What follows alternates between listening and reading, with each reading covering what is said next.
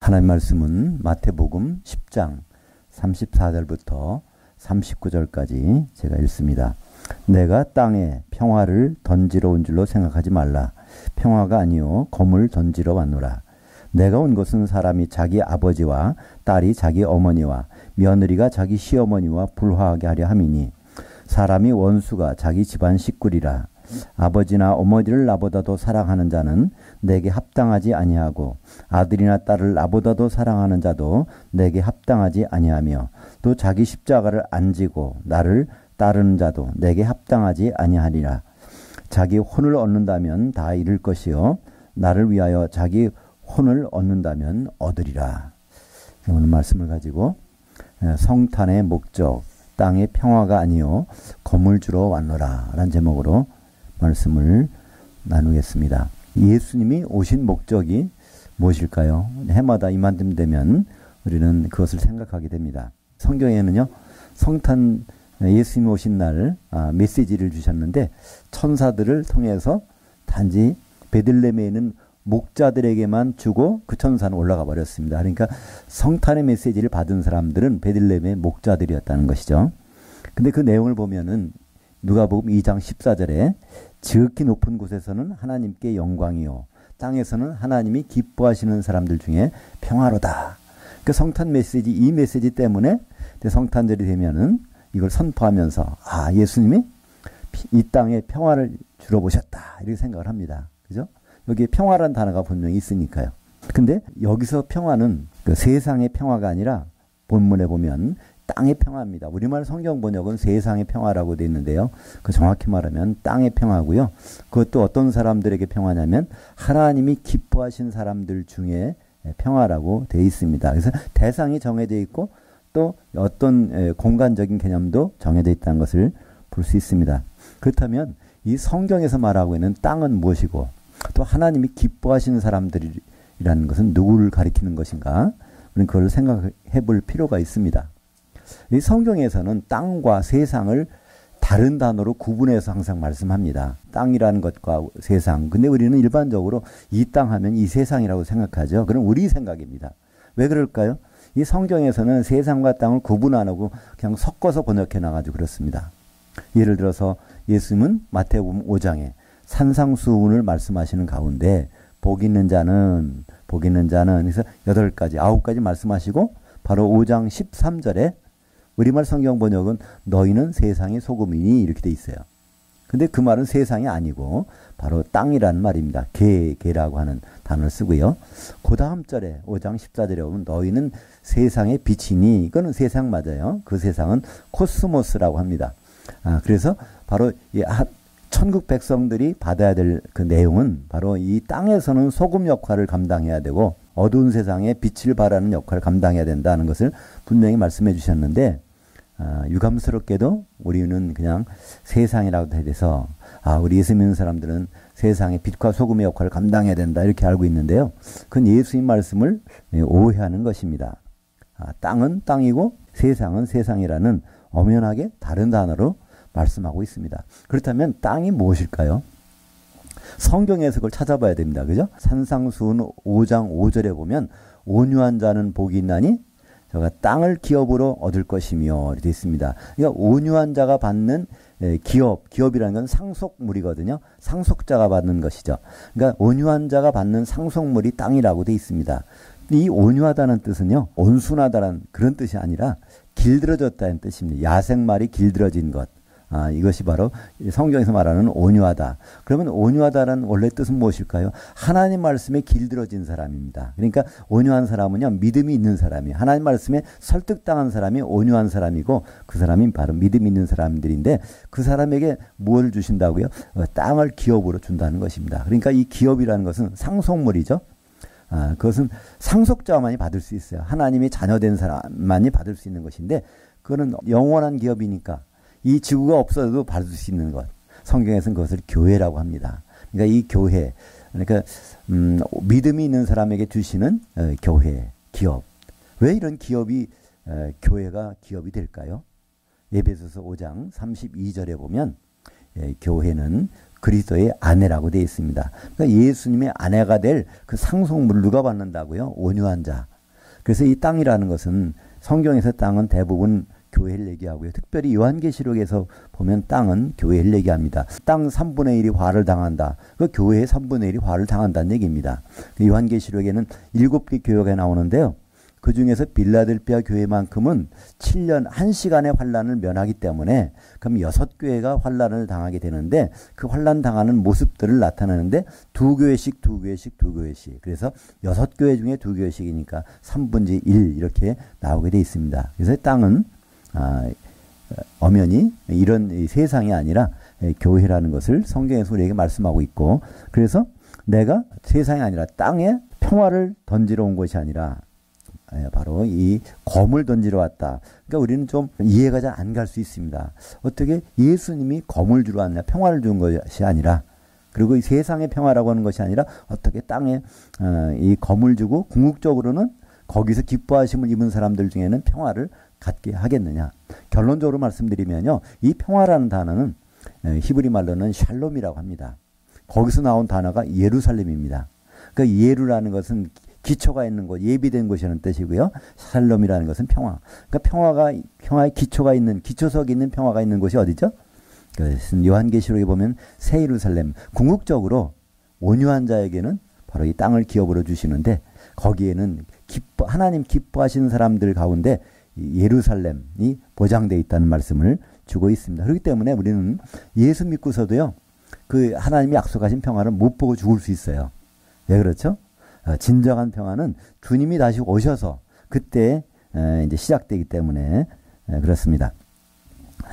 누가복음 2장 14절에 나오는 기뻐하심을 입은 자, 기쁨이란 단어는 헬라어로 유도키아라고 한 말 씁니다. 유도키아라는 것은요, 유라고 하는 것은 선하다, 좋다 그런 뜻이고요.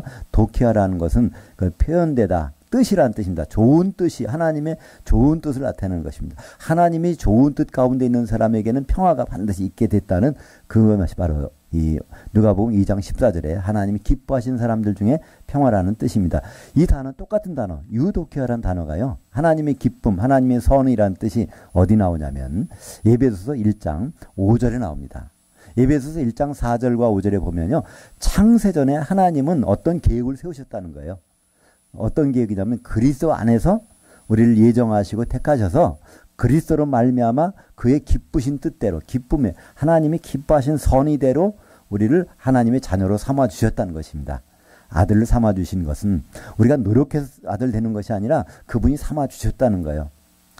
근데 그것은 그로 끝나는 것이 아니라 에베소서 1장 6절에 보면 이는 왜 자녀를 삼아 주셨냐 하면 바로 하나님의 은혜의 영광을 찬송하게 하기 위해서 그랬다는 것입니다. 하나님의 은혜의 영광을 찬송하는 것이 무엇일까요? 물론 여러 가지가 될 수 있지만요, 성경에 보면 그 은혜의 영광을 찬송하는 것이 할렐루야입니다. 그 할렐루야가 언제 나오죠? 요한계시록 19장에 보면 어린 양이 혼인날, 예수님과 교회가 결혼할 날, 그때 바로 하나님의 영광이 찬송이 되는 것입니다. 그렇기 때문에 그 하나님의 기쁨, 누가복음에서 기뻐하시는 자들, 이것은 바로 에베소서에 나오는 창세전부터 그분이 계획하시던 그 기쁨이고요. 그 기쁨의 찬송이라는 것은 할렐루야인데, 할렐루야라는 것은 예수님의 결혼식 날 울려 퍼진다는 것입니다. 그렇기 때문에 이 누가복음 2장 14절에서 나오는 그 평화라는 것은요, 우리는 참고 기다려야 돼 받을 수 있는 그 평화고요. 그것은 바로 온유한 자가 반드시 받게 될 그 평화입니다. 오늘 우리가 읽은 마태복음 10장 34절에서 돌아가서 여기 보면 내가 땅에 평화를 주러 온 줄로 생각하지 말라. 평화가 아니요 검을 던지러 왔느라. 여기는 예수님 온 목적을 설명합니다. 예수님은 어디서 어디로 오셨을까요? 예수님은요, 장소를 옮기신 정도가 아닙니다. 그죠? 나사렛에서 갈릴리로 나왔다든가 거기서 예루살렘 갔다, 이 뜻이 아니라 바로 하나님이신 분이 사람이 되셔서 이 땅에 나타나신 그 목적이 있다는 겁니다. 이 목적이 바로 오늘 마태복음 10장 34절에 분명히 나옵니다. 여기서 땅에 평화를 주려고 한 것이 아니라 검을 던지러 왔다는 거예요. 그러니까 이 땅에서 지금 뭘 골라낼 필요가 있다는 것을 여기서 말씀하고 있습니다. 그래서 이 검을 던지러 와서 그 가운데서 가려진 그 보석을 가지고 바로 그분은 결혼을 하실 것입니다. 근데 여기 보니까요. 35절에 보니까 또 구체적으로 설명하세요. 내가 온 것은 예수님이 하나님이 사람이 돼서 바로 여기 나타나신 그 목적은 사람이 자기 아버지와 딸이 자기 어머니와 며느리가 자기 시어머니와 불화하게 하려 함이니. 좀 이상하지 않습니까? 이거 예수님 오시면 가정이 화목해야 될 텐데 여기 보면 이게 불화한다는 거예요. 여기서 가족은요. 이 혈연적인 가족관계를 말씀하시는 것이 아닙니다. 예수님의 가족과는 따로 있어요. 예수님의 아버지가 따로 있고요. 예수님의 형제가 따로 있고 예수님은 그 말씀을 바로 마태복음 12장에서 그 말씀 하십니다. 마태복음 12장에 보면 예수님이 이제 그 회당에서 가르치시고 또 병을 고치고 할 때 걱정이 돼서 그 가족들이 찾아옵니다. 그 어머니하고 형제들이 찾아와서 그 제자들이 말합니다. 어머니, 당신의 어머니하고 형제들이 찾아왔습니다. 그랬더니 거기서 예수님이 뭐라고 그래요? 누가 내 어머니고 누가 내 형제들이냐? 저 사람들은 내 형제가 아니라는, 내 가족이 아니라는 거예요. 그러면서 바로 여기 있는 너희들, 하나님 뜻대로 행하는 자들이 바로 내 형제고 내 가족이라는 것입니다. 그러니까 예수님의 가족과는요, 분명해요. 하나님을 아버지로 삼고 있는 사람, 바로 그 안에서 형제된 사람들이 예수님이 진짜 가족이고 그 안에서 여기서 나오는 가족관계가 설명되고 있습니다. 시아버지, 시어머니, 며느리, 아버지, 어머니 이 내용들은요. 바로 이 하나님 안에 가족된 사람들 간에 불화가 생긴다는 거예요. 예수님이 그 목적으로 오셨다는 것입니다. 왜 그럴까요? 그 중에서 옥석을 가려야 되니까요. 그래서 36절에 보니까 사람의 원수가 자기 집안 식구리라. 이것도 마찬가지로 이 신앙생활 하는 가운데서 거기서 여러 가지 문제가 생긴다는 겁니다. 왜 그럴까요? 누가 있기 때문에 그런 일이 벌어질까요? 하나님은 특별히 사용하시는 존재가 있어요. 우리 하나님과 인간만이 있는 것이 아니라 이 세상에는 엄연히 존재하고 있는 악한 영의 존재가 있습니다. 그것이 바로 사탄 마귀라고 그러죠. 그 사탄 마귀는 아담 때부터 우리와 공존하고 있습니다. 선악과 사건 이후에 사탄은 우리를 해칠 권리를 갖고 있어요. 창세기 3장 14절에 보면 하나님이 거기서 그런 말씀하십니다. 그 뱀에게 너는 배로 다니고 종신토록 흙의 티끌을 먹을지니라 그랬어요. 그리고 그 말씀 쭉 지나가서 같은 3장 19절에 보면 아담한테 너는 흙의 티끌에서 나왔으니까 티끌로 돌아가리라. 그러니까 아담의 몸은 티끌에서 나왔는데 이거를 누가 뱀이 공격을 하게 돼 있다는 거예요. 계속해서. 근데 이 공격을 받아도 우리는 없어지는 것이 아니라 단련되는 것입니다. 그죠? 그 가운데 단련돼서 나중에 정금같이 나오게 되는 거예요. 그 목적이 다 하면 이 뱀을요. 사탄 마귀는 무조건이 뭐 던집니다. 그 전까지는 쓸 때가 있다는 거예요. 우리 자녀가 좀 말을 좀 안 듣거나 좀 제대로 안 갈 때는 어렸을 때는 어떻게 하죠? 회초리를 사용하잖아요. 이 자녀를 미워서 그런 것이 아니라 잘 되기 위해서. 근데 장성한 다음에 회초리를 꺾어버리잖아요. 마찬가지로 우리는 하나님의 자녀로서 제대로 가기 위해서는 하나님의 회초리가 필요한데 그것이 바로 성경에서 그거를 검이라고 그러고요. 그것이 바로 마귀를 통해서 나타나게 됩니다. 성경의 검이라는 것은 두 종류가 있습니다. 어떤 걸 절단하는 검이 있고요. 이거를 성경에서 헬라어로 마카이라라고 합니다. 그리고 또 하나의 검이 있는데 전쟁을 하는 검, 롬파이어라고 합니다. 전쟁하는 검과 어떤 걸 절단하는 검은 다른데 마귀가 갖고 있는 건 전쟁의 검을 얘기하는 것이 아닙니다. 요한계시록 6장에 보면요. 이 두 가지 검이 같이 나와요.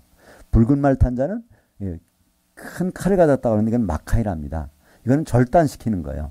그리고 붉은 말 탄 자가 뭐합니까? 서로 싸우게 하더라. 서로 싸우게 하는 일. 그러니까 서로 분쟁을 일으키는 거예요. 누구라고요? 마귀가 그거를 바로 이 회초리를 누구한테 줬냐면 마귀에게 준 것입니다. 그걸 던지러 온 거예요. 근데 그걸 던지는 가운데 바로 이제 제대로 된 것이 골라지는 것이죠. 그 다음에 이제 청황색 말 탄 자는 검을 가졌다 그러는데 그것이 바로 이게 롬파야. 그때가 적그리스도가 등장하게 되면 그때는 기근과 전쟁과 뭐죠? 서로 땅의 짐승으로서 죽이는 이런 일이 벌어지고 있는데 그때 검과 오늘 여기 나오는 검은 다른 것입니다. 그러니까 이 마귀는요 우리에게 뭐 전쟁을 갖다 준다 이거 그렇게 생각하지 마세요. 마귀는요 이간시키는 거예요. 자꾸만 갈라놓게 하는 거예요.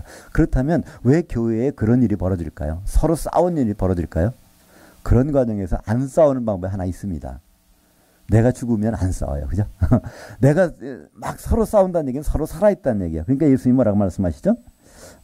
37절 보니까 아버지나 어머니를 나보다도 사랑하는 자는 내게 합당하지 아니하고 아들이나 딸을 나보다 사랑하는 자는 내게 합당하지 아니하며. 이건 무슨 말인가요? 바로 내가 살아있다는 거예요. 내가 살아있으니까 애착을 가지고 하는 것들이 굉장히 많다는 거예요. 근데 예수님은 이거 합당하지 않다는 것입니다. 내가 살아있으면 예수님께 합당하지 않다는 거예요. 그 말씀이 바로 38절에 나옵니다. 또 자기 십자가를 안 지고 나를 따르는 자도 내게 합당하지 아니하리라. 원래 우리말 번역은 이상하게 됐어요. 자기 십자가를 지고 나를 안 따르는 자. 이거 이상하잖아요. 자기 십자가를 지고 안 따른다는 거. 여기서 십자가라는 뜻은요. 사형틀입니다. 그러니까 십자가에 한번 올라가면요. 살아서 내려오는 법이 없어요. 그게 십자가 처형입니다. 그러니까 십자가를 진다는 것은요. 자기가 죽은 거예요. 자기 생각이 죽은 겁니다. 그러면 자기 생각이 죽어야 그 자리에 예수님 생각을 집어넣을 수가 있잖아요. 그죠? 우리 여러분들이 다 서로 왜 어떤 데 싸우기도 하고 문제가 생기고 그렇습니까? 내 생각이 살아서 그렇거든요. 죽은 사람은요. 화도 안 낼 거잖아요. 죽은 사람은 싸울 필요도 없어. 그죠? 그러니까 이거는 내가 다 죽으라는 얘기야. 내 생각이 죽는 것입니다. 성경에 죽는 거는요. 생각이. 내 생각을 죽여버리고 그리고 바로 그 속에 예수님 생각을 집어넣으면 예수님 생각 가진 사람끼리 모여서는 싸울 일이 없잖아요. 그래서 여기서 바로 이 나를 따르는데 십자가 안 들고 따르는 사람은 필요 없다는 거예요. 합당하지 않다는 거예요. 그러니까 예수님이 제자 중에 특별히 자기 십자가 안 지고 따르는 사람이 있었어요. 특별히. 그죠? 그 사람 누구죠? 이 가룟 유다. 가룟 유다는 돈꾀를 맡은 자인데 요한복음에 보면 지가 돈꾀를 맡아가지고 그걸 가끔씩 갖다 쓴다는 거예요. 예. 그러니까 사실은 이게 가룟 유다는 욕심이 다른 데가 있었던 거죠. 그러니까 예수님이 이 세상에서 높이 되면 자기도 높은 권리를 갖고 또 예수님 따라다니면 돈도 벌 수 있고 이런 목적은 바로 자기 십자가를 안 지고 그냥 따르는 것입니다. 그죠? 이런 사람 합당하지 않다는 거예요. 제자들이 다 딴 제자들도 마찬가지잖아요. 주님이 높은 자리에 오르면 하나는 오른쪽에 하나는 왼쪽에 바로 요한과 야고보의 어머니 쫓아와서 그러잖아요. 그러니까 그 다른 제자들이 그래요 그렇게 하세요. 그러자니까 서로 싸웠다는 거예요. 우리가 지금까지 예수님 따라다니는 이유가 뭔데 큰 자리 하나 가져보려고 하는 건데 먼저 두 사람을 거기 올린다면 사실은요. 예수님이 12 제자 중에서 야고보하고 이 요한은요. 이건 인척간이에요. 왜냐하면 예수님의 어머니 마리아의 여동생 살로메가 난 아들이 둘이 있거든요. 그 야고보 요한이라는 거예요. 그러면 나중에 이제 높은 왕권을 잡을 때 그 자기 이종사촌이라고 먼저 가면 딴 사람들이 어떻게 되냐는 거예요. 그래서 막 싸움이 일어나잖아요. 그게 무슨 뜻일까요? 자기 십자가를 안 지고 따라다니는 사람들입니다. 그죠? 그래서 예수님은 그것을 오늘 자기 십자가를 안 지고 나를 따르는 자 내게 합당하지 아니하다. 우리 생각을 그대로 가지고 우리 뭘 좀 이뤄보려고 예수님의 도움을 받아서 하나님의 도움을 받아서 뭘 해보려고 따르는 사람들은 주님께 합당하지 않고 자기 생각을 다 내려놓고 그분의 생각을 내 몸에 담아서 그걸 하는 사람만이 필요하다는 것입니다. 바로 39절에 자기 혼을 얻는다면 잃을 것이요 나를 위하여 자기 혼을 잃는다면 얻으리라. 그렇기 때문에 이 혼이라는 것은 우리가 생각하는 것입니다. 자기 생각 가지고 계속 뭘 하려고 한다면 그건 다 잊어버린다는 거예요. 그러나 아예 자기 생각을 버려놓고 그런다면 오히려 예수님의 생각으로 가득 차게 된다는 것입니다. 사실 오늘 말씀은요. 그 42절까지 연결될 말씀인데 여기서 39절에서 끊었습니다. 이 말씀은 결국은 바로 우리가 어떻게 자기 십자가를 지느냐 그런 자만이 어떻게 하나님께 제대로 갈 수 있느냐 이것을 우리에게 말씀하고 있는 것입니다. 그러니까 우리가 내 생각을 버리고 예수님 생각을 집어넣으려면요. 우리는 무엇을 해야 될까요? 성경 말씀 잘 읽으면 될까요? 맞아요. 성경 말씀 잘 읽으면 되는데 우리는 여기서 특별히 예수님이 구분해 주신 말씀이 있어요. 성경은 구약 성경하고 신약 성경이 이렇게 나눠져 있습니다. 똑같이 보면 안 돼요. 구약 성경을 보는 것은 어떤 목적으로, 신약 성경은 어떤 목적으로, 이걸 구분해서 봐야 됩니다. 예수님이 말씀하셨어요. 요한복음 5장 39절에 너희가 성경에서 영생을 얻는 줄 알고 성경을 상고하거니와 이 성경이 바로 나에 대해서 증언하는 것이니라. 그때 예수님이 말씀하신 성경은 구약 성경입니다. 신약 성경은 아직 없을 때예요. 그러니까 구약 성경의 목적은 영생 얻으려고 구원받아 보려고 하나님께 어떻게 잘 보여 보려고 이렇게 구약 성경을 읽으면 안 된다는 거예요. 그건 구약성경은 어떤 용도로요? 예수님을 알기 위해서, 예수님이 어떤 분인가를 알기 위해서 구약성경을 읽어야 된다는 것입니다. 그렇다면 신약성경은 왜 주셨을까요? 바로 신약성경은 예수님 말씀을 직접 전하는 방법으로 사도들을 통해서 우리에게 주시겠다는 겁니다. 그러니까 예수님 말씀을 들으려면 그러면 사도들의 말을 안 듣고서는 배길 수가 없는 거예요. 그러니까 신약성경을 안 보면 예수님 뜻을 알 수가 없습니다. 많이 오해하는 가운데, 우리가 신앙생활에 오해하는 가운데 그런 부분이 있습니다. 예를 들어서 요한계시록을 볼 때요, 그걸 잘 뜻을 알아보려고 구약성경 펴놓고 막 연구하다 보면요, 오히려 혼동이 돼요. 헷갈리게 되는 거예요. 왜 그럴까요? 예수님은 바로 사도들을 통해서 그분의 말씀을 주셨는데, 사도들의 말씀은 일부러 취하고 다른 걸 가지고 한다면요, 또 그나마 구약성경을 많이 읽어서 신약성경을 보는 건 나는 괜찮습니다만은, 그거보다는 오히려 뭘 하죠? 장로들의 교훈을 받습니다. 그죠? 우리는 어떤 목사님이 이런 말씀을 했으니까 그렇다. 또 전통적 신학자가 어떤 얘기를 했다니까 그렇다. 우리는 이것을 또 존중한단 말이에요. 예수님은 그걸 뭐라고 그러죠? 누룩이라고 얘기합니다. 마태복음 16장에 보면요, 거기서 그런 말씀하세요. 누룩을 조심하라. 그랬더니 제자들이 우리가 누룩 가져오는 걸 깜빡 잊어버렸네. 그랬더니 예수님이 그러잖아요.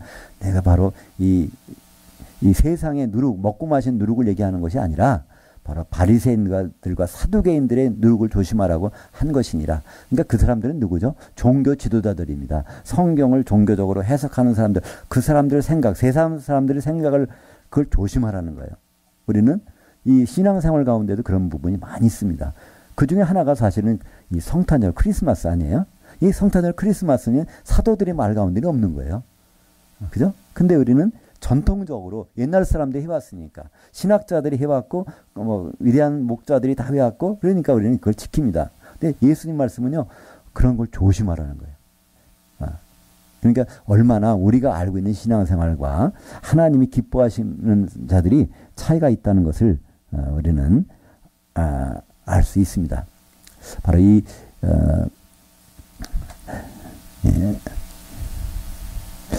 우리가 이제 자기 각자 죽이고 한 몸을 갖는다는 건 결국 예수님의 몸을 이룬다는 뜻입니다. 그러니까 몸이라는 것은요, 머리가 하나밖에 없잖아요.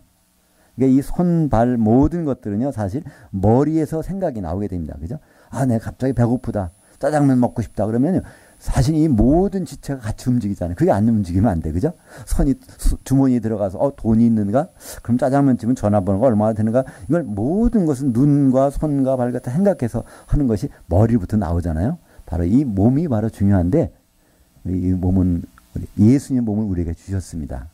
예수님의 몸은 바로 머리가 있잖아요. 머리가 바로 예수님이시고 몸은 교회입니다. 그래서 이 교회가 여러 지체들이 하나가 돼서 그분의 몸을 따르는 것, 그걸 궁극적으로 성경에서는 혼의 구원이라고 그러죠. 혼이 예수님과 같아지는 것, 모든 사람들이 혼이 같아지는 것, 그건 다 자기 십자가를 져서 자기 생각을 다 죽일 때만이 가능한 얘기입니다. 그때 바로 이 교회를 만들기 위해서, 교회를 세우기 위해서 필요한 것이 무엇일까요? 예수님 그래서 거기에 사도들을 주셨습니다. 마태복음 16장 18절에 보면요, 너는 베드로라, 내가 이 반석에 내 교회를 세우리니. 그래서 교회를 어디다 세운다고요? 반석에다 세운다는 거예요. 근데 많은 사람들은 베드로가 반석이라고 얘기합니다. 근데 베드로는 반석이 아니에요. 이 베드로라고 하는 헬라어는 페트로스인데요, 이것은 반석의 조각이란 뜻입니다. 그 조각이 모아져야 온전한 반석이 되죠. 그래서 이 반석, 이렇게 된 반석, 반석 조각이 모여진 반석, 온전한 반석은 몇 가지일까요? 12조각이 되면 온전하겠죠? 거기다가 교회를 세우시겠다는 것입니다. 그렇다면 우리가 그분의 몸이 되려면 누구 말을 해야 돼요? 사도들이 말을 들려야 되는 수밖에 없습니다. 에베소서 2장 20절에도 그렇게 말씀하고 있어요. 에베소 교회 성도들에게 너희는 바로 사도들, 곧 선지자들의 기초석 위에 세우심을 입은 자들이라. 그러니까 성도, 우리는요, 사도들의 터 위에 기초석을 세워야지 구약 성경이나 이 전통에다가 세워놓으면은 그건 예수님과 결혼할 교회가 되지 않는다는 것입니다. 그래서 심지어 예수님은 사도들을 어떻게 표현하냐면 중매쟁이라고 그래요. 사도들을. 고린도 후서 11장 2절에 보면 사도인 바울이 얘기합니다. 바로 내가, 사도인 나는 너희를, 성도들을 그리스도께 정결한 한 천으로 중매했다고 얘기하고 있습니다. 그렇기 때문에 우리는 사도들의 관계가 너무 중요합니다. 우리가 결혼을 앞두고 있는데 중매쟁이 말을 안 들으면 어떻게 되겠어요? 결혼이 잘 안 될 가능성이 높잖아요. 그죠? 그래서 우리는 사도들의 말을 잘 들어야만이 결혼까지 갈 수 있는데 중매쟁이 말 듣다가 또 다른 말을 듣는단 말이에요. 그럼 우리가 마음이 혼돈되고 뺏길 수가 있습니다. 더구나 우리가 제대로 준비가 됐는지 안 됐는지, 한 몸이 됐는지 안 됐는지, 결국 한 몸이 되면 그분과 결혼할 신부가 되는 것인데요. 그 몸을 조사하는 사람이 누구죠? 그것이 성경은 사도들이라고 얘기되어 있습니다. 12사도들이 예수님 앞에 가서 결혼식에 꼴이 날 때까지 그 전에 우리를 심판하는 사람이 있다는 거예요. 마태복음 19장 28절에 보면 바로 세상이 새롭게 돼서 인자가 자기 보좌에 앉을 때 너희도 12보좌에 앉아서 이스라엘 12지파 성도들을 심판하리라. 그때 심판을 해서 그 다음에 결혼식에 들어가는 것입니다. 요한계시록 1장에 보면요. 예수님이 공중에 오시면 우리가 다 신부가 돼서 올라가는 것이 아닙니다. 거기 7교회예요. 7촛대 한가운데 서세요. 그 7촛대 한가운데 선 사람 중에서 이제 신부가 될 사람이 있고 그렇지 못할 사람도 나눠지죠. 예, 마태복음 25장에 보면 10처녀가 다 신랑을 만납니다. 그 중에 혼인잔치 들어가는 사람이 있고 안 들어가는 사람이 있는데 신부는 몇 명이에요? 딱 한 명 있잖아요. 그죠? 요한계시록 19장 7절에 보면 어린 양의 혼인난이 이르는데 한 신부가 준비되었으니 세마포 옷을 입었더라. 근데 그걸 자세히 보니까 성도들의 의로운 행실들이더라. 성도들이 한 몸이 돼서 결혼한 모습이 거기에 비춰지고 있습니다. 예수님은 2000년 전에 오셨는데요. 정확히 말하면 23년 전이겠죠. BC 주전 5년에 오셨는데 금년이 2018년이니까 그러니까 2023년 전에 오셨는데 왜 오셨죠?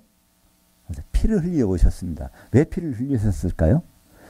사도행전 20장 28절에 하나님의 피로 사신 교회, 바로 교회를 사시기 위해서 오셨다는 것입니다. 그러니까 예수님은 왜 교회를 사러 오셨을까요? 교회는 결혼할 상대자이기 때문에 그렇습니다. 그러니까 예수님의 재림은 우리는 금방 알 수 있어요. 예수님이 뭐하러 재림하실까요? 결혼하러 재림하시는 거예요. 그죠? 그러니까 결혼하러 오시려면 그러면 먼저 오실 목적이 뭘까요? 바로 신부감 마련하러 오신 겁니다. 그러니까 2000년 전에 이 세상에 예수님이 오신 목적은요. 한마디로 말하면 결혼 준비하러, 재림 준비하러 오신 거예요. 그러니까 재림하실 때는 신부감이 마련돼야 되기 때문에 먼저 신부감인 교회를 피로 사시러 오신 것입니다. 결혼할 신부는 바로 하나입니다. 데살로니가전서 5장 23절에 보면요. 예수 그리스도께서 강림하실 때까지 너의 영과 혼과 몸이 흠없이 보존되기를 원하노라. 예수님이 재림하실 때 영과 혼과 몸, 이거 단수거든요. 영들과 혼들과 몸들이 아닙니다. 너의 한 영과 한 혼과 한 몸이 바로 흠없게 보존되기를 원하노라. 흠이 있으면 안 된다는 거예요. 그 흠을 다 도려내기 위해서 뭐가 필요할까요? 바로 검이 필요한 것입니다. 검으로 온전한 몸을 이루어서 주님과 결혼하기 위해서 예수님은 땅에 오긴 오시는 검을 던지러 오셨다는 것입니다. 그 검은 전쟁하라는 검이 아니라 바로 우리 가운데서 우리가 여전히 살아있다면 한 몸 될 수 없으니까 서로가 자기 십자가를 질 수 있도록. 궁극적으로는 거기서 싸움이 없는 거예요. 정말 죽었다면 싸움이 안 일어나겠죠.